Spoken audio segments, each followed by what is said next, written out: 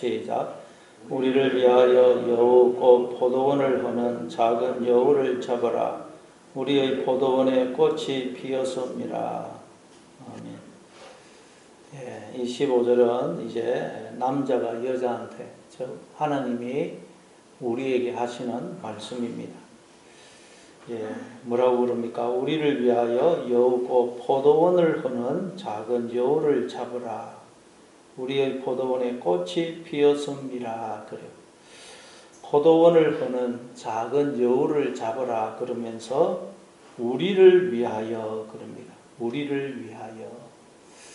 그러니까 작은 여우를 잡는 것이 바로 하나님과 나를 위하는 것임을 알 수가 있습니다. 왜냐하면 하나님과 우리의 관계는 남편과 아내의 관계이고 또 머리와 몸의 관계이기 때문입니다.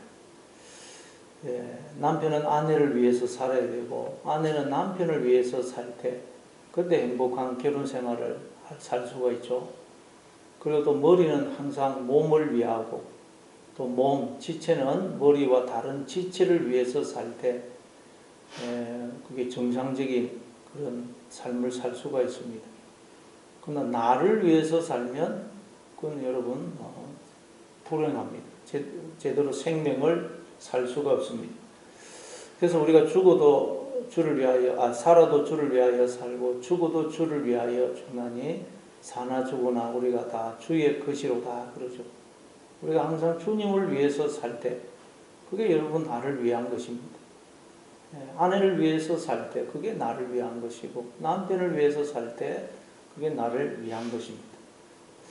그러니 오늘도 무엇을 하든지 주님을 위해서 하시는 그런 하루가 되시기를 바랍니다. 근데 여기 보니까 우리를 위하여 여우 곧 포도원을 허는 작은 여우를 잡으라. 포도원을 허는 포도원이란 이제 남자와 여자가 사랑을 나누는 곳입니다. 즉 하나님과 우리가 사랑을 나누면서 함께 살아가는 곳을 포도원이라 그래요. 그곳이 어디죠? 하나님과 우리가 사랑을 나누면서 함께 살아가는 곳. 그곳이 에덴 동산으로 상징되는 하나님의 세계입니다. 바로 우리의 마음이고 또 우리가 주 안에서 살아가는 우리의 모든 삶의 현장을 가리킵니다. 그곳이 포도원입니다. 그런데 그 하나님의 세계를 허무는 작은 여우가 있다는 것입니다. 작은 여우. 여우라는 것은 주로 썩은 고기와 또 과일을 먹습니다. 그래서 주로 이 막 무덤을 파헤쳐서 시체를 먹기도 하는데 특별히 작은 여우입니다. 작은 여우. 작은 여우는 포도밭에 들어와 가지고 땅에 굴을 파가지고 그 굴 속에 새끼를 낳고 삽니다. 그래서 막 포도도 뜯어먹을 뿐만 아니라 굴을 파기 때문에 포도나무의 뿌리까지 깔아 먹습니다. 그래서 포도나무가 죽습니다. 이게 작은 여우입니다. 그래서 이 작은 여우가 작은 여우는 바로 하나님과 우리의 행복한 결혼 생활을 방해하는 바로 세력을 가리키는 것입니다. 하나님과 우리의 관계를 파괴하는 세력. 그게 작은 여우입니다. 그래서 성경에 보면 이 여우를 두 가지 경우를 두고 이 여우로 설명을 합니다. 첫째는 에스겔 13장 3절 4절에 보면 자기 마음대로 예언하는 선지자를 두고 여우다 그래요.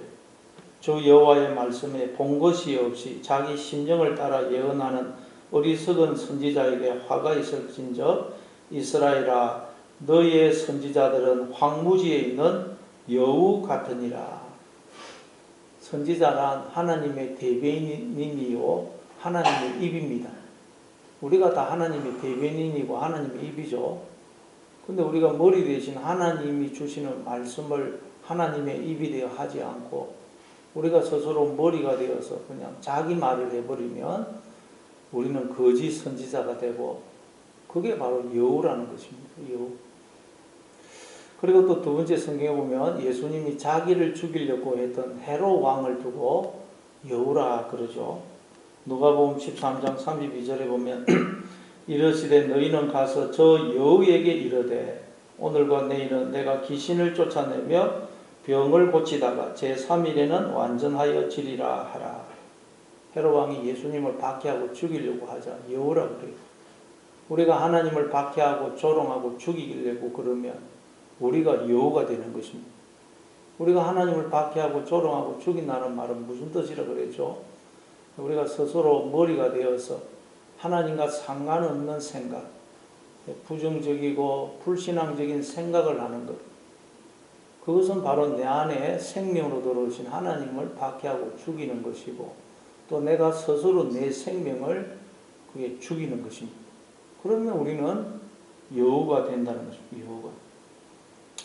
그래서 이 여우를 창세기 3장에서는 또 뱀으로 설명하죠. 에덴 동산에 언제 들어왔는지 뱀이 싹 들어와 있어요. 그 뱀이 하와에게 뭐라 그럽니까? 하나님이 참으로 동산의 모든 나무의 실과를 먹지 말라고 하더냐. 마치 하나님이 좋은 것은 아담과 하와에게 안 주는 분으로 그렇게 오해를 하게 만듭니다. 그러니까 하와가 아니 동산의 모든 나무 실과는 먹으라고 했지만 동산 중앙에 있는 나무의 실과는 하나님께서 먹지도 만지도 말라고 하셨다. 그러니까 뱀이 아니다. 그거 먹으면 너희들의 눈이 밝아져서 선악을 아는 일에 하나님처럼 될 거야. 그래. 그 말은 무슨 뜻입니까? 네가 네 인생의 주인이야. 너라는 존재의 네 인생의 주인이야. 그러니까 네 인생 네가 주인이 되어서 네 마음대로 살아. 그 말입니다. 예, 그러니까 여러분 이 뱀이 와가지고 여우가 와가지고 뭐냐 내 인생이 내 것이라고 착각하게 만들더라는 것입니다. 이걸 뱀으로 여우로 또 제 마귀 사탄 용으로 성경은 설명하는 것입니다. 그러니까 여우란 뭐겠어요? 여우, 뱀, 제 마귀 이건 뭐냐? 첫째 내가 나의 주인이 되고 싶은 즉 하나님처럼 되고 싶은 그 욕망 또는 교만 그게 여러분 여우고 또 뱀이라는 것. 하나님 우리를 너무 그냥 존귀하게 하나님 대리인으로 삼아 놨더니 우리가 하나님처럼 되고 싶은 욕망이 생기는 우리 마음속 그 욕망이 뱀이고 여우라는 것입니다. 그래서 또 나는 하나님의 도움 없이 내 힘과 능력으로 얼마든지 살 수 있다라고 생각하는 그 교만 그게 여러분 뱀이고 또 여우입니다. 그리고 또 두 번째는 뱀이 와가지고 마치 하나님이 좋은 것을 안 주시는 것처럼 오해하게 만들죠. 그러니까 하나님은 너를 사랑하시지 않아. 하나님이 너를 버리셔서 너한테 좋은 거 안 주고 계셔. 그렇게 하나님을 오해하게 만드는 그 생각. 그 생각이 또 여러분 뱀이고 여우인 것입니다. 그래서 우리가 하나님에 대해서 의심하고 불평, 원망하고 하는 이 그 모든 것이 우리 안에 들어온 여우입니다. 뱀이에요, 뱀. 그게 우리의 마음의 포도원을 허무는 작은 여우인 것입니다. 작은 여우는 말 그대로 작아서 포도원에 들어왔는지 안 들어왔는지 모릅니다.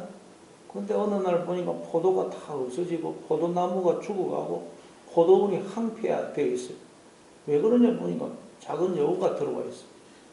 마찬가지로 우리가 신앙생활을 하다 보면 기쁨이 없고 감사가 없고 마음에 불평, 원망이 확 생기고 이럴 때가 있어요.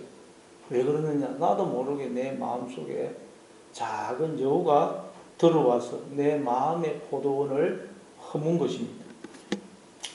그러면 어떻게 하면 이 우리의 마음의 포도원을 허무는 이 작은 여우를 잡을 수가 있을까요? 첫째, 나는 나의 주인이 아니다. 머리가 아니다. 하나님이 나의 주인이시고 머리이시가 되신다. 나는 하나님의 전적인 은혜 속에 살고 있다 하는 것을 늘 기억하고 주님의 발등상 아래로 내려가야 됩니다. 그래서 그러면 우리의 마음속에 들어온 높아지려는 그 욕망, 교만이 나는 여우가 사라지는 것입니다. 그래서 갈라디아서 5장 24절에 보니까 그리스도 예수의 사람들은 육체와 함께 그 정욕과 탐심을 십자가에 못 박았느니라. 정욕과 탐심이란 바로 내가 나의 주인이 되려는, 하나님처럼 되려는 바로 그 욕망과 교만을 말합니다. 그걸 우리는 십자가에 못 박았다는 것입니다. 이미 예수님을 통해서 나는 나의 주인이 아니다. 하나님이 나의 주인이시고 머리이시고 그 하나님이 늘 나와 함께 하시면서 나를 지키시고 복을 주시고 인도하고 계신다라는 걸 우리는 믿고 고백하는 자들이죠. 그걸 믿고 고백할 때 작은 여우가, 우리 속에 들어온 작은 여우가 사라진다는 것입니다. 그리고 둘째, 우리는 하나님이 영원토록 나와 함께 하시면서 당신의 전부를 주시는 사랑을 베풀어 주시며 또한 나를 생명의 길로, 복의 길로 인도하고 계신다 하는 것을 기억해야 됩니다. 그때 우리의 마음의 포도원을 허무는 작은 여우가 사라지는 것입니다. 그런데 여러분, 우리가 말씀을 붙들고 말씀에 따라 바른 생각을 할 때 우리의 마음속에 들어온 이 작은 여우가 없어지는 것입니다. 안 그러면 작은 여우가 들어와가지고 우리의 마음을 헤집어서 우리가 잘못된 생각에 사로잡히게 됩니다. 그래서 계시록 12장 9절에 보면 뱀, 용, 마귀, 사탄을 두고 온 천하를 깨는 자라, 속이는 자라고 말하는 것입니다. 그리고 우리가 하고 있는 잘못된 생각, 그 쏟고 있는 생각이 바로 여우인 것입니다. 그래서 야고보서 1장 16절에 보면 내 형제들아 속지 말아라. 온갖 좋은 은사와 온전한 선물이 다 위로부터 빛들의 아버지께로부터 내려오나니 그는 변함도 없으시고 해전하는 그림자도 없으시니라 그러죠. 속지 말아라. 신앙생활이란 여러분, 우리의 마음에 이 작은 여우가 들어와가지고 하고 있는 잘못된 생각, 그 속임에서 벗어나는 것입니다. 이게 신앙생활이에요. 다 쏟고 있다는 거예요. 근데 인간들은 자기가 쏟고 있으면서 잘못된 생각을 하고 있으면서 지금 쏟고 있다는 자체를 모르고 있다는 거예요. 그래서 예수님이 오신 것입니다. 예수님이 오셔서 우리가 이제 쏟고 있다는 걸 알게 된 것입니다. 예수님이 오셔서 공생애를 시작하시면서 성령에게 이끌려 마귀에게 시험을 받으려고 광야로 나가시죠. 그래서 40일을 광야에서 금식하십니다. 그러니까 시험하는 자가 와가지고 뱀이, 이 여우가 와가지고 예수님을 시험합니다. 네가 만일 하나님의 아들이거든 명하여 이 돌들로 떡덩이가 되게 하라. 네가 하나님의 아들이거든 명하여 이 돌들로 떡덩이가 되게 하라. 그래서 예수님이 기록되었으되 사람이 떡으로 사는 것이 아니고 여호와 입에서 나오는 모든 말씀으로 사는 것이다. 그 말씀, 신명기 8장 말씀을 인용해서 그 마귀를, 이 시험을 물리칩니다. 예, 네가 만일 하나님의 아들이어든 명하여 이 돌들이 떡이게 되게 하라 그랬더니 예수님은 사람이 떡으로 사는 게 아니고 여호와 입에서 나오는 모든 말씀으로 산다 그래요. 이 말은 무슨 뜻일까요? 예수님은 돌로 떡을 만들 수 있는 능력이 있지만 사람이 떡으로 사는 게 아니고 하나님 입에서 나오는 말씀으로 살기 때문에 그런 능력이 있지만 나는 돌을 떡으로 안 만들겠다 이 말입니까? 아니면 돌로 떡을 만들 수 있는 능력이 없다는 말입니까?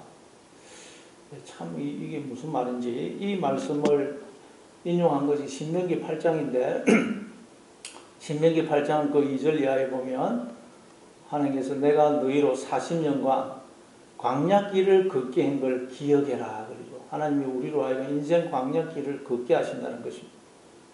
근데 그 이유가 뭐라 그래요? 이는 너를 낮추며 시험하사 쭉 나오다가 너희 조상들도 알지 못하는 만나를 너희들에게 먹인 것은 사람이 떡으로 사는 것이 아니고 여호와의 입에서 나오는 모든 말씀으로 사는 줄을 너희로 알게 하기 위해서다 그래요. 하나님께서 아무것도 없는 광야길을 걷게 하시면서 이스라엘 백성들에게 만나를 주신 목적이 뭐냐? 사람이 떡으로 사는 게 아니고 하나님의 입에서 나오는 말씀으로 사는 것이구나 하는 걸 우리로 알게 하기 위해서라는 것입니다.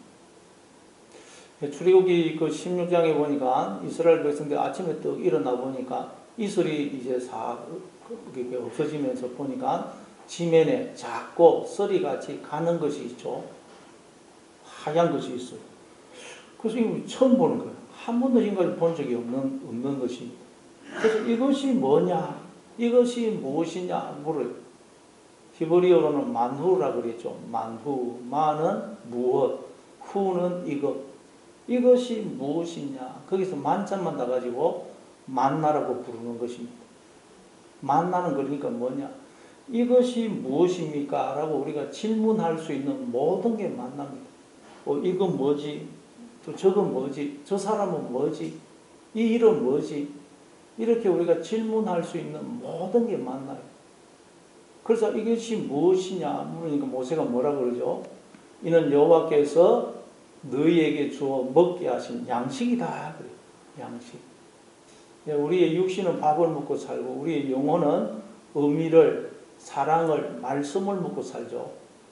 근데 만나는 그 모든 것을 다 가리킵니다. 육신의 양식과 영의 양식 다 포함해서 만나라 그래요. 근데 하나님이 만나를 주신 목적이 뭐라 그래요?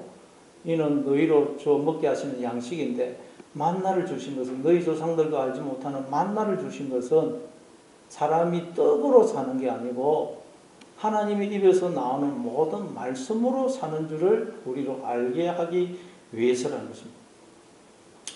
그러니까 여러분, 이게 무슨 말이에요?